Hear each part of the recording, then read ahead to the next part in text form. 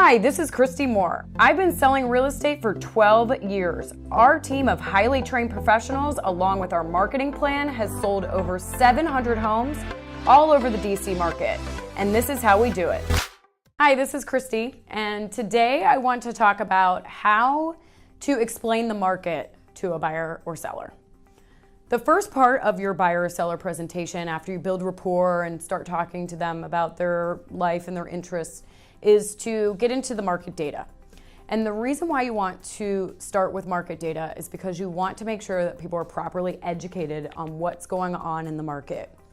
This is a market, meaning that there are trends in the market. Markets go up and down. So depending on what's happening in the market is going to depend on what their strategy is going to be for buying or selling. So if they don't understand what's going on in the market, it's going to be hard for you to advise them and for them to understand why you're advising them of certain things. So for instance, let's say you're in a really hot market. You're in a seller's market. Properties are selling over asking, getting 7, 20, who knows how many offers, but tons. If you don't educate the buyer on what's going on in the marketplace and you tell them to go over asking price, they're most likely going to think you're just trying to get a quick sale. So when you're working with a buyer, it's important to show them a few key points as far as the data in the market. So the first thing you want to show them is what is the list price to sales price ratio in the areas that they're looking in. And the reason why you want to show them that is because you want them to understand, A, if they're getting a deal, and B, how they are going to have to come in with their offer. You don't want a buyer thinking that they can come in 10% under if things are selling 5% over asking. So if you show them everything in this market on average is selling at 100% of asking price, so when I tell you that we need to go at or above asking, you understand that it's because this is what's going on in the market. You need to make sure that they understand that.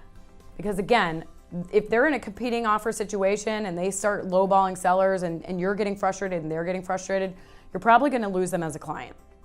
Same thing happens on the seller side. So for the seller, the main key point is the absorption rate.